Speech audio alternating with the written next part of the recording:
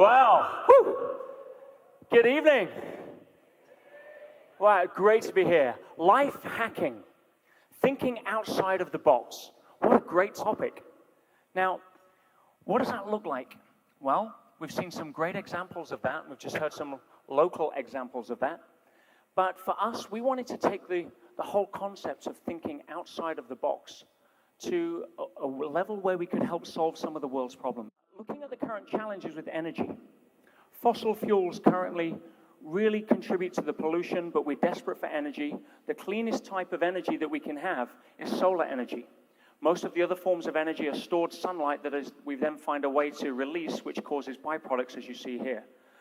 But solar is the cleanest energy. The challenge with using solar a lot is that if you put solar panels on the floor or on rooftops, every night it gets dark.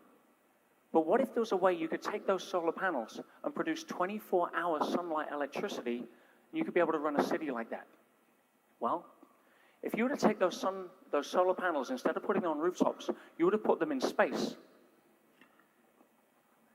You'd have space-based solar power, a concept that was formulated in the 1960s and is gaining a lot of momentum right now. My team and I have been working hard to make this a commercial reality.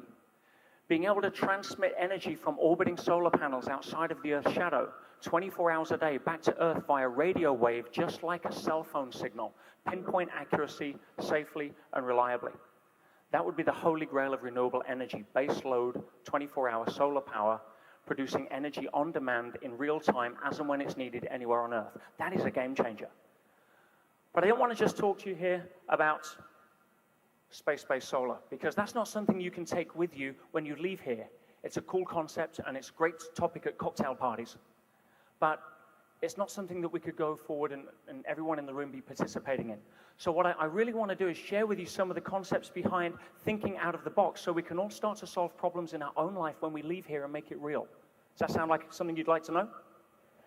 Well, you see, where does creative thinking, out of the box thinking, life hacking come from? There's three primary drivers. You're talking about necessity, intelligence, and innovation. And those two or three things are found in two places in abundance in nature, in the universe. One is nature itself, the other is in the mind of man. Now in nature's incredible. I'm still not sure where to point this. There we go. Nature's incredible. Yeah, it's unique, it's majestic, and we really don't understand it. We really don't understand it. You know, we take a six-letter word as a label because the mind likes to conceptualize and put it over the top of something that is just incredible. Yeah, from the originality of a snowflake to something, next slide, that is a flying machine that shouldn't fly. Nature's awesome. But we really don't know what it is. You know, everybody has different words for it. Backslide. No, sorry guys. Need to get this on, thank you. Right? We really don't know what nature is about. We come up with different labels, different terms. Infinite intelligence. Some people call it God. Some people call it evolution. Yeah? Some people call it life. I'm a Star Wars fan. I call it the Force. Yeah? It doesn't matter. The travesty of humanity is that we get caught up, break up families, argue, even go to war over whose label is right. Come on, give me a break. We have no way of being able to conceptualize it. It's outside of our way of thinking, and we couldn't talk about what nature is any more than a hen could conceptualize a poultry farm. Yeah? It's just not something that we're good at. But if you look at man is different. Man is the consummate explorer. What makes man have those three traits we talked about, necessity, innovation, and intelligence? Well, if you picture man back 50,000 years, it was quite a different scenario. Every act of nature was mystifying. When it rained, we wondered why. Why did the moon change shape every night? When thunder came, it was a message from the heavens. And where did the ocean go every night, and why did it come back? Yeah? These questions interwove into our DNA, a thirst for answers, allowing us to become the ultimate explorer, the consummate curiosity. And it's that drives us towards innovation. But people say to us, why? It's okay to have that level of thinking, but I don't have the resources. I'd start my own business, but I don't have the resources, don't have the money. I'd do this, but I don't have the time. I'd mend my relationship, but I don't have the courage, whatever it is. And I hear these excuses all the time. The challenge, my friends, is this, that the number one resource that you can cultivate that will get through all of that is the ability to be resourceful. Be resourceful. That's what thinking outside of the box is. If you don't have the money, you can find the money. You don't have the time, you can leverage the time. Is that not right? Absolutely. So where do we get that from, and how does it work? Stop thinking along the crowd mentality. A couple of quick examples, personal and business. Personal example. Gentlemen, you're standing at a bar. There's a very pretty girl, and you want to go and say hi. Ladies, you can follow through with this. See how it works. The challenge, guys, is that there's a lot of other guys that want to say hi too. So what do? Normally, we go forward, crowd mentality, do what everybody else does, put our best foot forward, and try and sell ourselves when we get over our fear of rejection and make a move. Ladies, you're used to guys coming up, and the first thing they do is sell themselves, overinflate their significance, try and show off, put their best side forward. In fact, you want to see the best place people lie? Go on a first date. Right? It's two people lying consistently. I'm going to put my best foot forward and show all of my great stuff and hide this thing back here. What we tend to forget is that we have another foot, and it usually stinks. Right? So rather than go forward and inflate ourselves, what if you walked up and says, "Oh, excuse me, my name's John. I noticed you're from across the road, you're a beautiful girl, I wanted to come up and say hi, but I have this real issue with rejection. And I've been plucking the courage up to come over and ask you a question for the last few minutes, knowing full well you'll probably say no anyway, but here goes. Would you mind if I joined you for a drink?" Now, ladies, would you prefer somebody that was that sincere, that authentic, that they could take what was stopping them before, put it on the table and say, "Hey, this is who I am. There's my issues that everybody has. Yeah, I'm being upfront. Let's chat." You've got somebody who's real there versus someone trying to impress you with his Black American Express card. It's an easy call. Yeah, or a business example. You go into business. I had a phone call from a friend, and he says, "Peter," he was a flower seller, and he says, "I need to borrow £20,000, about 100,000 ringgit. I says, "Why?" He says, "There's a stall the other side of town, and the gentleman there sells the flowers, is retiring. Everybody knows that stall, and he's offered me to take over it, but the bank won't lend me the money because there's no security in a market stall, and I need to, if I had that stall and this stall, I'd corner the market, I'd sell so many more flowers, I just need to borrow £20,000. Now, I teach him something that I want to teach you, right? And I want you to say this after me. I don't need money, I need a better strategy. I don't need money, I need a better strategy. One more time, guys. I don't need money, I need a better strategy. Tattoo that on the inside of your eyelids, right? So the way you find that strategy is you ask a question, how can I add value? Why? Because money is a byproduct or a consequence of what value you can add, nothing more. You chase money, you chase your tail. It's like sitting in front of a cold fire saying, "Give me some heat and I'll go fetch you some wood." It doesn't work. So I said to Matt, "Who benefits from this transaction?" He said, "Well, I would." I said, "Sure, who else?" He says, "Well, the guy who's retiring, he would benefit." I says, "Great, who else?" "Well, the customers, they would benefit, still buy flowers from both places." I said, "Sure, who else?" He said, "Well, my supplier." I says, "Yeah, of course." He says, "How much money do you spend on wholesale on flowers in 1 year?" He said, "About £125,000, predominantly from one company in Holland." I says, "How much would you spend wholesale if you had 2 stalls?" He says, "About double that, at least £250,000, over £1 million ringgit." I said, "So you go to your supplier in Holland and you say, I have the ability to double my output of wholesale business through you and to over £250,000 a year. And I will sell you the right, exclusive right to supply me for £5,000. Worth a lot more to the flower supplier to competition-proof his business against $250,000 in the customer." Now, he's going to say yes. The alternative is you take the £5,000 as the wholesaler and go and put it in an advert or a campaign in Flower Sellers Monthly. That's not going to guarantee you £250,000 worth of business. So I says, you then go to the guy who's retiring and you say, "Hey, I really want the stall, but I don't want to pay you £20,000 for it. I want to pay you 25, but I want to pay it over 12 months, and here's a £5,000 deposit." And I said, what happens there? You see, if you'd have put that £20,000 in the bank over a period of 1 year, the guy who's retiring would have made, what are Malaysian banks paying in interest these days? Over a year, he'd have probably got a bunch of tulips, right? Whereas he's making 25%. He wins, Matt wins, the customers win, everybody wins. Think outside of the box. You don't need money, you need a better strategy. See? The challenge is that how do we solve the problems in our lives or on the planet using this kind of thinking? Well, Einstein's famous quote, you cannot solve problems at the same level of thinking that created them. The challenge is we understand it, but we don't know how to apply that. You see, what is it by raising our level of consciousness or raising our level of thinking? What does that look like in reality? Well, I could stand here and give you lots of different models on dynamic psychotherapy, humanistic, Gestalt, NLP, all the different modes of thinking and consciousness, but it's very nebulous for most people. And A, you'd get bored in 20 minutes, and B, they'd throw me off in 8. Right?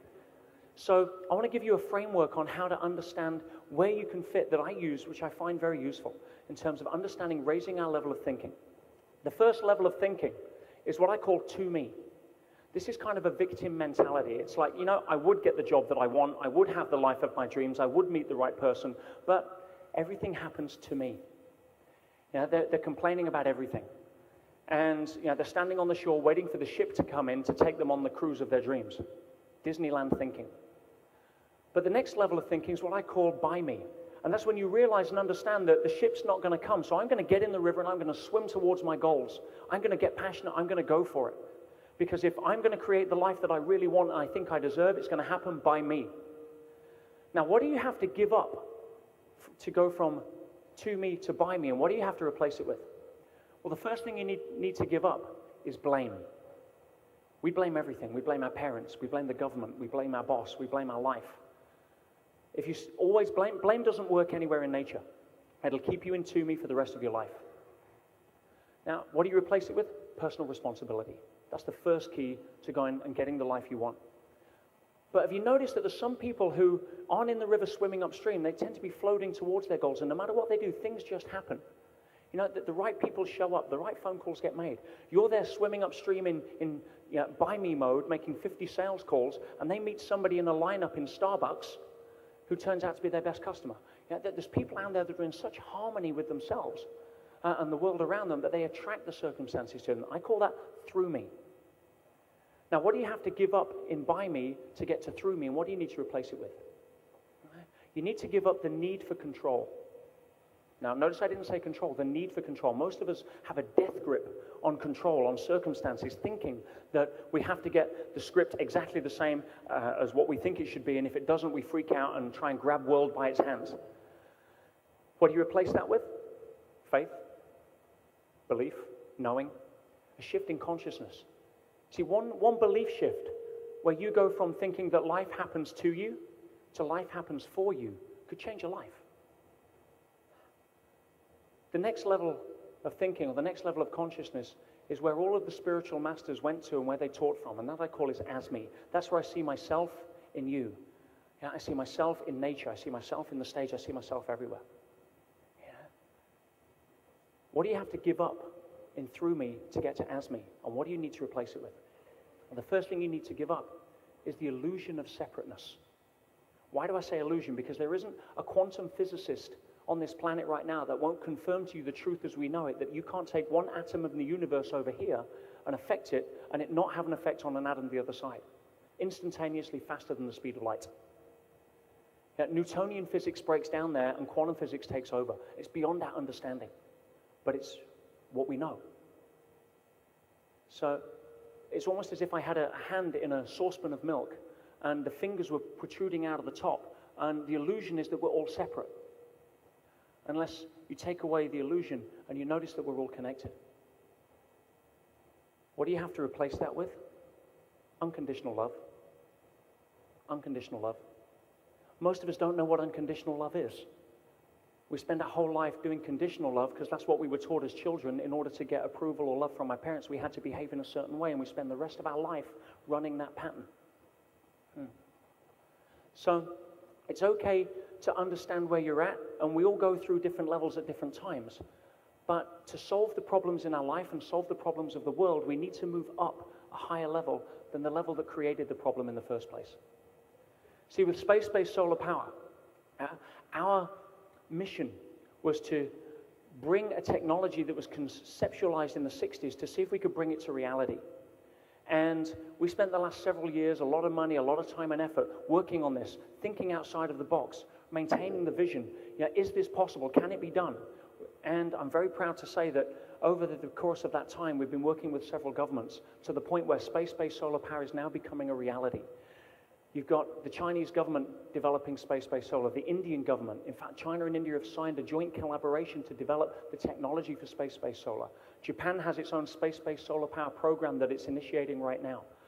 And every credible futurist that we've spoken to has published and said that in the next 80 years, space-based solar power will be the predominant form of energy generation for the planet.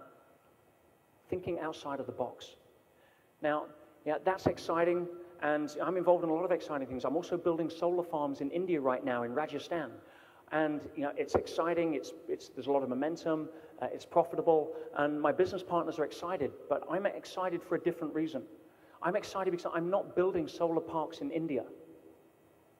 I'm creating an opportunity for children to do their homework at night by electricity, not breathing kerosene fumes.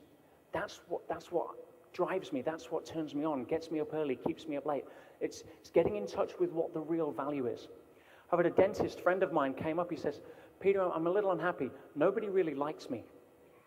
He says, "You're a dentist." Right? Incidentally, the highest suicide rate in the world is dentists in terms of profession. Why? Because people generally have a fear of dentists. I says, "But you're not a dentist. You don't understand. What you are is the person who is in the business of giving people beautiful smiles." That's a different way to hold it. My question to you is, what business are you in? And then ask yourself again, what business are you in really behind that?